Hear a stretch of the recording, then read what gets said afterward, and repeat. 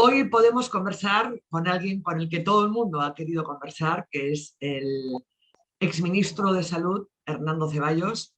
Muchísimas gracias por darnos esta entrevista a Epicentro. Primero decirle y preguntarle cómo está.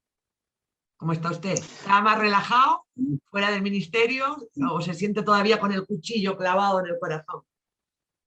No, muy buenos días, antes que nada, Anushka, y a los amigos que nos están viendo en este programa. No, la verdad que estoy muy tranquilo. Claro, después de una experiencia tan intensa como la que hemos tenido yo y mi equipo en el Ministerio de Salud, uno tiene sentimientos encontrados, ¿no? Por un lado, uno ha emprendido distintos proyectos en el Ministerio de Salud y algunos se han podido cristalizar parcialmente, otros han quedado a la mitad, pero me voy tranquilo porque de verdad hemos hecho un esfuerzo muy grande con el equipo, con los trabajadores, y teníamos un reto que era el tema de enfrentar la pandemia. Nosotros veníamos de una segunda ola con más de 115.000 muertos, ¿no? Entonces teníamos una proyección, todos los epidemiólogos coincidían y salubristas, que en una tercera ola, por las características de nuestro país, su sistema sanitario tan frágil, podríamos tener entre 130 y 140.000 personas fallecidas en una tercera ola.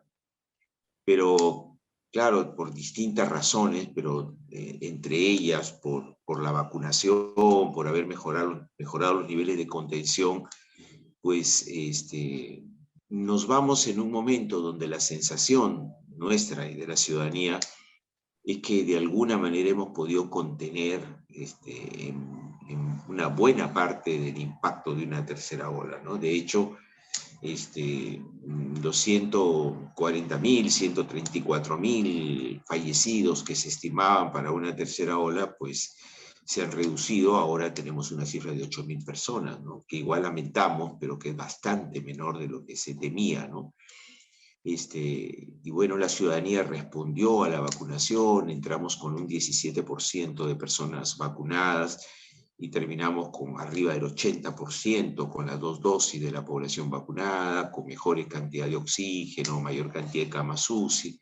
No cambia la fragilidad del sistema, por supuesto, ¿no? Hemos estado 6 meses, ¿no? Pero sí sentimos que hemos trabajado con la gente, sobre todo, cambiamos la estrategia, llevamos la vacunación a los lugares más alejados, logramos muy buena respuesta de las comunidades, de los dirigentes vecinales, de los gobiernos locales. Y bueno, por supuesto, faltan un montón de cosas, pero además me voy muy agradecido, la verdad, porque tener la oportunidad de conducir la salud de un país es un enorme peso, pero también un honor, ¿no? Bueno, claro, me voy con esa satisfacción de haberle puesto todas las ganas, no solo yo, sino todo el equipo, a esta lucha, ¿no? Así que me voy muy agradecido al presidente por haberme dado esta oportunidad y esperando que a mi sucesor, de verdad, más allá de todas las críticas que hay, le vaya de lo mejor, porque si a él le va bien, nos va bien a todos los peruanos, a la salud en el país, y que en este tema, como en los demás, se tomen las mejores decisiones, ¿no? Que es lo que esperamos todos y que hemos apoyado este proceso, ¿no? Ahora, nadie entiende, porque incluso los más críticos con el gobierno saludaban y felicitaban su trabajo al frente del Ministerio de Salud. Entonces, nadie ha entendido este cambio. Luego quisiera incidir en la parte de salud, en cómo está, qué queda pendiente, cuáles son los principales riesgos, porque es importante que la ciudadanía lo sepa, ¿cierto? Pero me gustaría ir un poco a la parte política. A usted le ofrecieron el premierato y usted puso condiciones que no estaban dispuestos a cumplirle. Fue una propuesta que se hizo a distintos partidos políticos de izquierda que conversaron conmigo y hubo una reunión con el presidente de la República sobre este tema. Efectivamente, yo señalé que era importante que se discutiera no solo quién podía asumir el premierato, sino además las características del gabinete, que necesitamos que sea un gabinete que sintonice con los objetivos políticos del gobierno, ¿no? Que en ¿Y mi qué opinión, condiciones puso usted? ¿Qué condiciones puso usted? yo puse al primero que necesitamos un gabinete con gente que después no nos genere muchos problemas por su pasado, por denuncias de diferente tipo, ¿no? Sin Porque mucha agua eso, racimada. O sea, un gabinete sin mucha agua racimada, digamos. ¿Ah? lo que pasa es que, lo que pasa es que si tenemos un gabinete con muchos cuestionamientos serios en sus integrantes, eso va a distraer y va a quitarle potencia y confiabilidad al gabinete.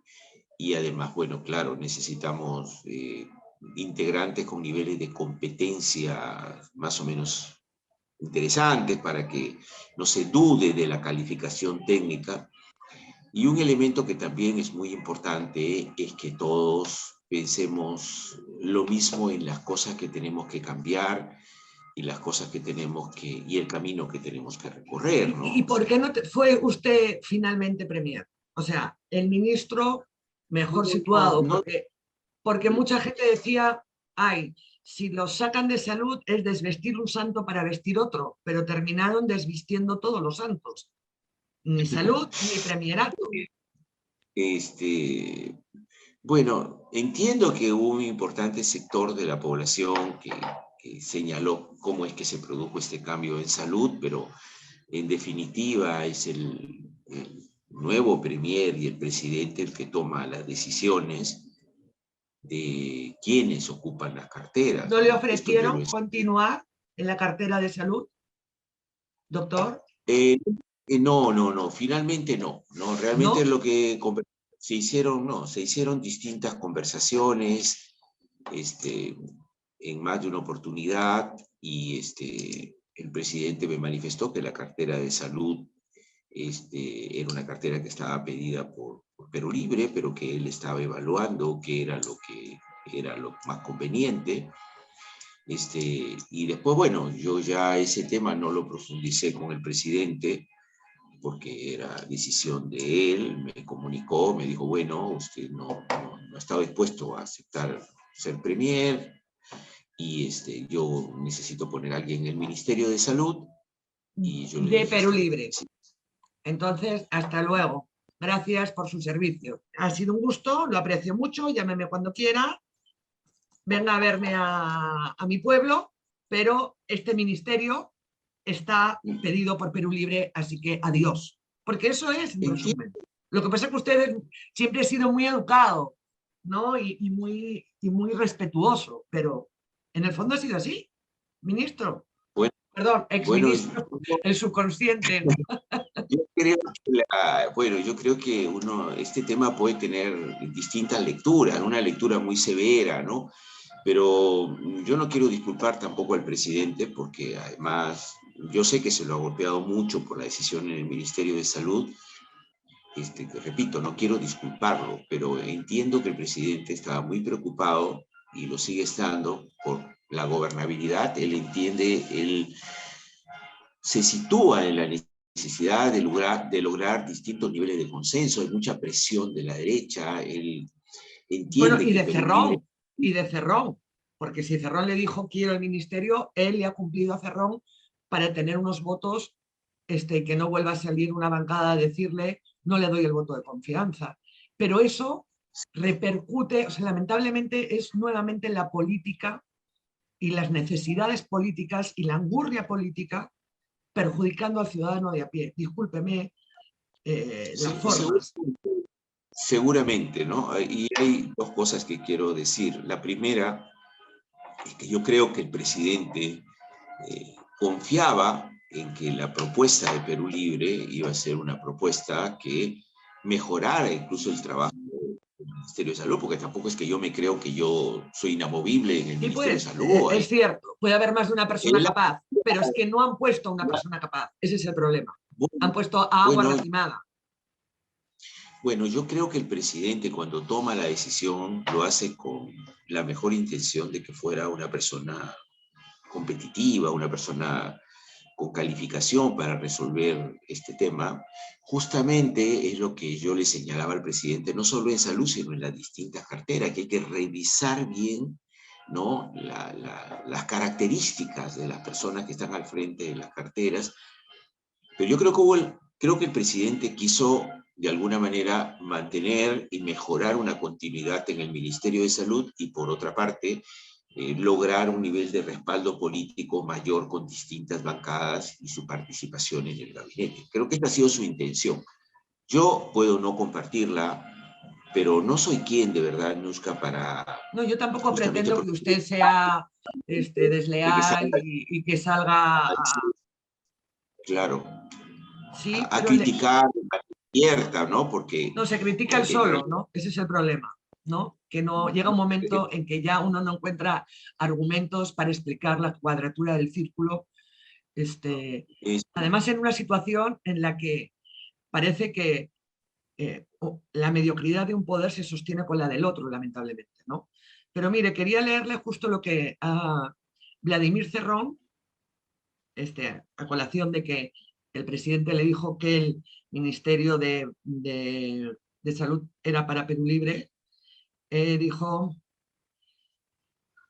bueno, primero dijo, quizás se estigmatiza al doctor Condori por haber promocionado agua racimada, la cual no ha matado a nadie. Y se pasa por alto a otros ministros que con su negligencia han permitido la muerte de miles de personas. Recordó también que él propuso a Hernando Ceballos para ser ministro de Salud en el gobierno del presidente Pedro Castillo. Respecto al exministro, consideró que este pactó con el status quo del Ministerio de Salud y pactó con el status quo del Colegio Médico y con algunas otras organizaciones. Y luego se ha dedicado a mandar twitters diciendo que tanto el presupuesto ha ido para auditoría de caviares.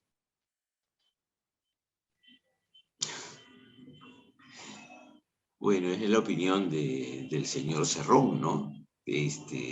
Entiendo que hace el mejor esfuerzo para tratar de justificar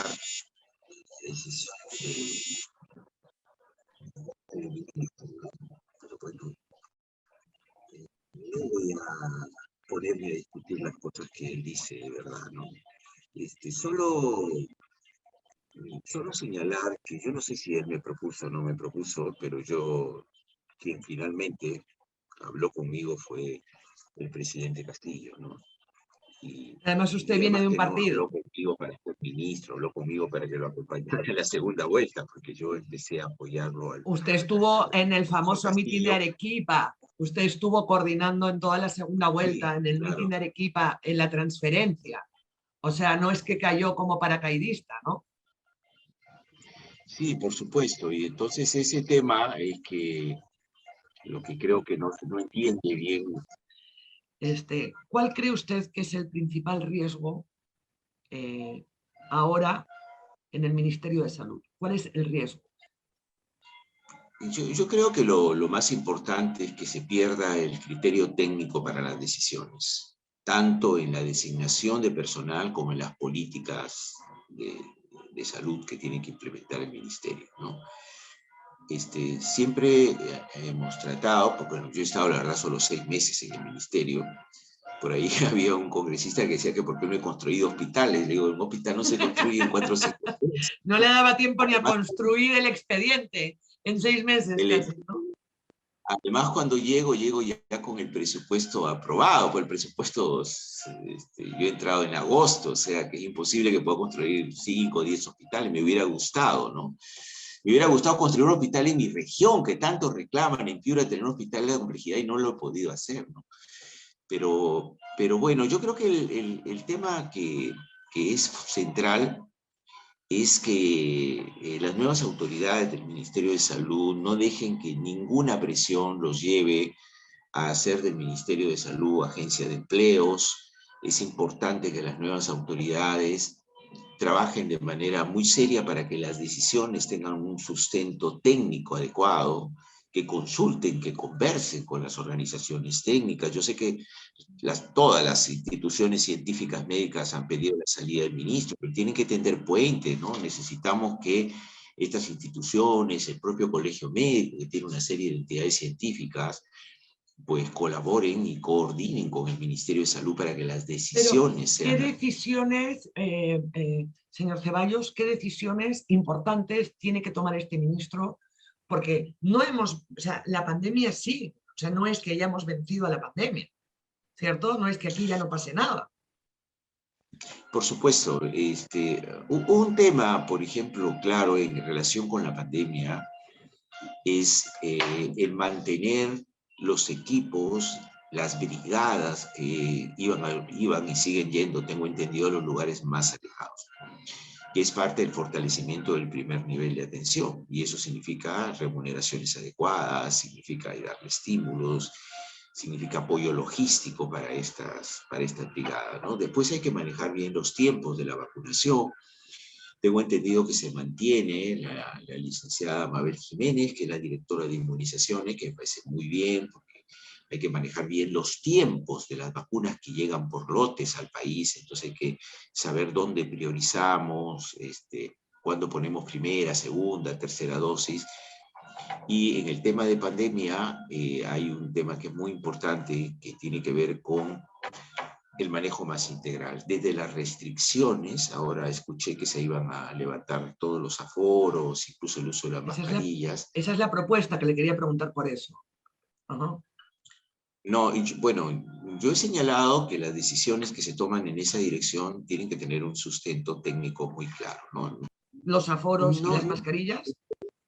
no, es que las decisiones que se toman no es una cuestión de punto de vista. Hay elementos Bueno, entonces técnicos le hago la que se pregunta de otra ponen. manera.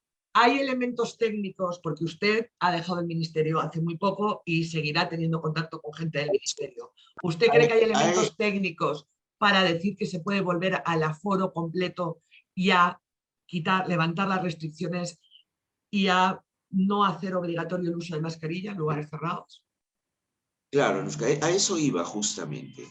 Cuando nosotros diseñamos los niveles de riesgo de cada una de las provincias del país, tomamos en cuenta distintos elementos, ¿no? Desde el avance de la vacunación, en este caso frente a la variante Ómicron, cuánto hemos avanzado en las dos dosis y en la dosis de refuerzo, que genera una protección del 75%, tomamos en cuenta la cantidad de contagios, la cantidad de pruebas moleculares y antigénicas positivas en cada una de las provincias, tomamos en cuenta la capacidad de respuesta del sistema sanitario frente a un incremento de los contagios. Es decir, son distintos elementos que se toman en cuenta para decir, bueno, en este lugar se puede abrir el aforo porque no hay tantos contagios o se han incrementado los contagios esta semana, no hemos avanzado en la vacunación lo que queremos y entonces tomamos una decisión.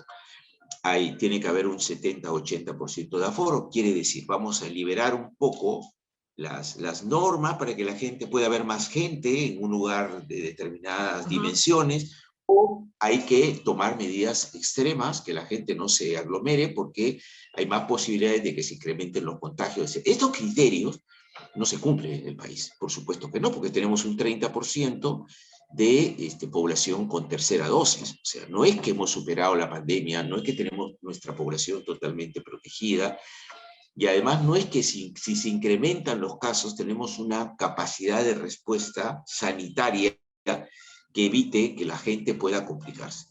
Entonces, la experiencia internacional, Aniushka, también nos indica, en Europa han pasado una tercera, una cuarta, ahora están en una quinta ola. ¿Por qué que se produce esto? ¿Por qué? Porque soltaron las riendas, soltaron el control de la pandemia. La población en Europa en general es bastante resistente al uso de la mascarilla, incluso a la vacunación. Nosotros a varios países de Europa los hemos superado el porcentaje de vacunación de primera y segunda dosis. Y esto ha generado el incremento de los casos, de los contagios, del agravamiento de personas. Entonces ya están en la quinta ola, con una población alta, con altos índices de vacunación, ¿no? Con un sistema sanitario más fuerte. Entonces, nosotros estamos en la tercera ola, tenemos que contenerla acá. No hay que olvidar que hace unos meses teníamos a la gente llorando por las calles porque no había oxígeno. Ya están aseguradas ¿Hasta las cuándo? vacunas. ¿Hasta cuándo? Hasta todo el 2022. De hecho, con 55 millones de dosis nosotros podemos ponerle la cuarta dosis a toda la población peruana, ¿no? ya deberíamos empezar a poner la cuarta dosis. Ya en la línea de tiempo, desde que se empezó a poner la tercera dosis, ya prácticamente ha pasado el tiempo suficiente, que es entre 4 y 5 meses, para que a la población más vulnerable y a la población de primera línea se le pueda aplicar la cuarta dosis de refuerzo. Yo creo que sería muy conveniente que el Ministerio ya esté diseñando la fecha y la estrategia para la aplicación de esta cuarta dosis de ¿Se refuerzo. está Tenemos aplicando las ya en el vacunas. mundo la cuarta dosis? En Israel sí, ¿cierto? Por supuesto que sí, en Chile, en Israel, en distintos países del mundo se está aplicando, ¿no? Sin ninguna duda, porque hay una serie de estudios que indica que después de varios meses, pues la eficacia de la vacuna, después de seis meses, algunos señalan otros estudios, 8 meses, empieza a decaer la eficacia de la vacuna, ¿no? Este viene de la chacra, viene del rincón. ¿Y usted de dónde venía? Usted venía de Piura. Usted venía de Piura. He trabajado muchos años en el primer nivel de atención, por supuesto, ¿no? Pero bueno, Pero yo ¿le creo que lo parece que que esos quería... son argumentos? O sea, primero, No, no, que un ministro, o sea, que un médico puede tener familia o haber crecido en la chacra, pero no viene de trabajar en la chacra, ¿no? O sea, es no. incidir en ese... Y ese mensaje que en realidad termina siendo excluyente, ¿no? Porque está claro que necesitamos ministros con sensibilidad social, ministros que conozcan la realidad del Perú profundo, pero también necesitamos ministros pues, que tengan competencias, necesitamos también ministros que tengan un nivel de convocatoria, ¿no? No digo que yo lo tenga, pero tampoco es que se trata de venir de la chacra para No, manejar la y salud se del... puede venir de provincia y estar muy capacitado. El problema es, usted mismo es de provincia, ¿cierto? O sea, usted mismo Pues, viene de provincia. O sea, que no es una cuestión... Pero usted cuando escucha eso, o sea, no sé, siendo consciente cómo está la situación del ministerio, siendo consciente cómo está la situación de la población, ¿no? O bueno, sea, yo creo que... no siente y todavía quiere pensar bien y trata de buenas maneras, y, ¿no? Eso es una educación también muy piurana, ¿no? Lo de las buenas maneras, y, pero usted no se siente No, no, traicionado, usted no se siente traicionado, no siente o sea, yo que si uno, usted siente que el presidente lo traicionó por conveniencia política, no creo que me traicionó, no, no lo veo así, lo siento no. así. Lo que creo es que el presidente debe entender que más allá de cualquier cálculo político o acuerdo, saludable o no, que se puede establecer, la salud es prioritaria. No se puede jugar con La la salud salud. no es un chiste, utilizando sus propias palabras, ¿no? La salud Es un sí que no chiste, es un chiste.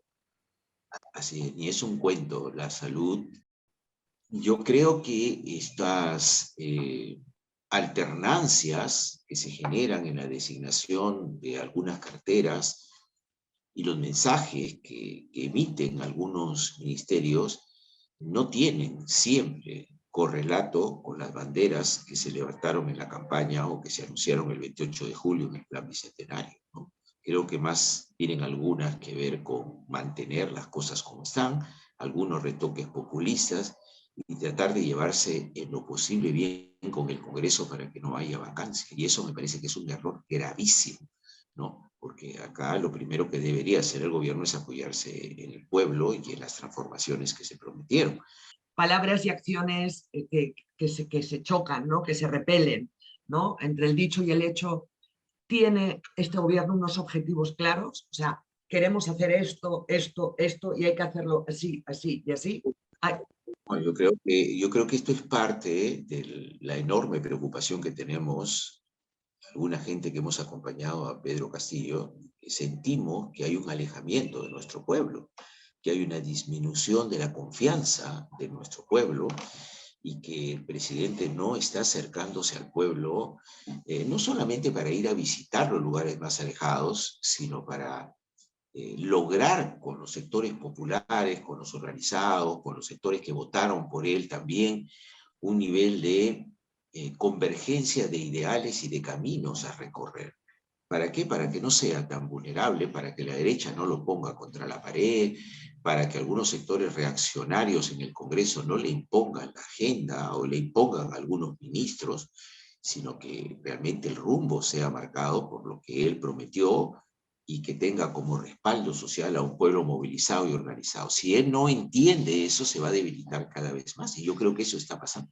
¿Y qué quiere hacer? ¿Y cuáles son sus prioridades? Porque claro, las generalidades, las obviedades, salud, educación, un país más justo, bueno, sí, pero es que su trabajo es trabajar para que eso sea así, y para eso uno tiene que marcarse objetivos. ¿Tiene los objetivos marcados el gobierno? No, para eso está claro que necesitamos, y además ya está diseñado en muchas de las carteras, cuáles son las opciones que tenemos para cambiar o para mantener las cosas, ¿no? Es decir, no vamos a descubrir la pólvora. El tema es, esos objetivos que levantamos en algún momento, ¿no? ¿Estamos acercándonos a ellos? ¿Estamos de verdad diseñando las medidas para acercarnos a los objetivos a los cuales queremos concluir? Yo no lo veo así. Yo creo que en algún momento se generan contradicciones que no se pueden entender, ¿no? O sea, y no solamente en Pedro Castillo, en el propio Perú Libre, ¿no? Perú Libre, que acusa al gabinete de caviar, porque está Mirta Vázquez, porque está Pedro Franque, porque está Anaí Durán. No me mencionaron, pero seguramente porque yo estoy allí. Y sin embargo ahora, como hay dos ministerios en manos del Perú Libre, pues ahora resulta que hay que luchar por darle la confianza, y al otro no le di la confianza. O sea, aquí hay como una falta de coherencia en qué es a dónde queremos llegar. ¿Queremos llegar a construir un país realmente como le hemos prometido a la gente, o estamos buscando algunos espacios sectoriales, Lo que pasa es posicionar que, claro, partido? a la gente le prometió Perú Libre un programa de 80 páginas y lamentablemente el presidente quizá iba para congresista, pero no para presidente. Y eso es lo que está quedando en evidencia. Se habló, Avelino Guillén, con esto ya voy terminando, el exministro Avelino Guillén habló de un gabinete en la sombra, y también la expremier Mirta Vázquez dio a entender que el presidente está rodeado por mucho asesor que mejor haría si los mandase de cuarentena perpetua a su casa. ¿Usted ha sentido que hay este gabinete en la sombra en Palacio, estos asesores que gobiernan o que le dicen cómo gobernar al presidente? No lo sé, no podría decir que hay un gabinete en la sombra, no lo podría señalar, pero sí es muy obvio que el presidente tiene que revisar la calificación de sus asesores y qué es lo que quieren finalmente aportar, ¿no? Cada uno de ellos al presidente, ¿no? Eso sí se debería revisar. Cuando se vio de repente la segunda vuelta y sin equipo, ahí se armó un equipo muy cercano y usted estaba ahí. Eh, ¿Qué le dijo el presidente cuando se fue usted del ministerio? O cuando lo sacó, mejor dicho. El presidente, no, simplemente me dijo, necesito el Ministerio de Salud, y yo le dije, está bien, hay que tener mucho cuidado por lo que significa el Ministerio de Salud para este país, ¿no? Estamos en una situación crítica, y él después me señaló que esperaba que no me alejara del gobierno, que mantuviera un nivel de relación continua. Y yo le dije que yo me iba con gratitud hacia él, que en todo caso yo no me iba para ir a tirar piedras contra el presidente, iba a dar mis opiniones políticas generales, pero que respetaba su decisión, ¿no? Y es lo que trato de hacer. Aunque cueste. No es que cueste, que creo que creo que es lo que debo hacer, ¿no? Yo tengo que ¿Cuál cree que es mantener la principal virtud del presidente Pedro Castillo? Yo creo que es que conecta con la gente. Él es parte del Perú postergado durante siglos, ¿no? La gente siente que él es de ellos. Él es un hombre que habla, que se expresa, como se expresa una parte importante de nuestro pueblo. Entonces, ¿Y cuál es tiene su esa virtud. principal efecto como Yo creo presidente? que no termina de definir algunas prioridades en su gestión, no termina de manejar con seguridad el timón del gobierno, tratando de juntar un equipo con el cual él se sienta realmente cómodo, respaldado, confiado, ¿no? Yo entiendo que ser presidente es realmente muy complicado y eso no se resuelve con estudios, ¿no? Si me permites, Anushka, yo creo que hay dos cosas que son claves en esta etapa. La primera es que la gente no debe quedarse en la expectativa de qué pasa con el gobierno. Yo sí creo que la gente debe movilizarse, pronunciarse, exigirle al gobierno que por lo menos las banderas más urgentes pues empiecen a levantarse y a ser resueltas, ¿no? No sé si le va a dar tanto al gobierno de Castillo para realmente recuperar las promesas, pero también los sectores progresistas, democráticos, que creen en la necesidad de los cambios, tienen que reagruparse, tienen que unirse y no dejar que la esperanza de la gente se pierda, no dejar que la ilusión desaparezca y de pronto darle lugar a algunas posiciones oportunistas, porque en política no hay mucho tiempo vacíos, generalmente se ocupan, ¿no? Y en este país necesitamos que sea ocupada por la esperanza, ese vacío, por una propuesta seria, democrática, de cara a la gente, ¿no? Pero bueno, veremos qué va a pasar en este país en lo próximo. Mientras tanto, yo voy a seguir actuando en política, pero también me voy a dedicar a lo que siempre me he dedicado, que es a curar a la gente, ¿no? Nos volveremos a ver y darle las gracias y hasta otra oportunidad. No, muchas gracias, Anushka, a usted, muchas gracias por el espacio.